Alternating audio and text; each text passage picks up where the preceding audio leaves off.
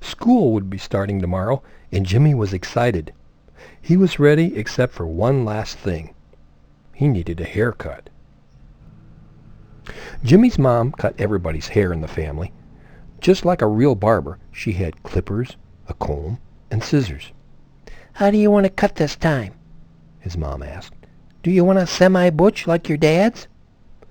Jimmy's dad drove a big semi-truck, so he said, "Yeah, just like Dad's." So Jimmy's mom cut his hair just like his dad's, short all around and a little longer on top, so he had something left to comb. The next day school started. The teacher had everybody introduce themselves. When Jimmy's turn came, she said, "I like your haircut. What do you call that?" "It's a semi-butch," Jimmy said. That afternoon, the teacher told everybody to come and sit at the front of the classroom. "Form a semi-circle," she said. Everybody looked at each other and shrugged. Nobody seemed to know what semi-circle meant. "Can anybody tell me what semi means?" the teacher asked. Jimmy was excited. He was sure he knew the answer because his dad drove a semi-truck, and he had a semi-butch haircut. "I do," Jimmy said. "It means truck." "No, I'm sorry. It means half," the teacher said. Jimmy was disappointed. "Oh, well, I was half right," he thought to himself. Later that year, the whole school went to the gym to watch a movie about cowboys and Indians. There was a lot of fighting in the movie. Jimmy turned to his friend Darrell, and trying to be funny, played like he had been shot and was crying. The teacher turned around and saw Jimmy.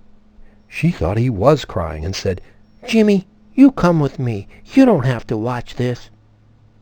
In front of the whole school, she took Jimmy by the hand and walked him back to the classroom. He was very embarrassed.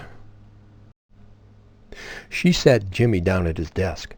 "Don't worry," she said.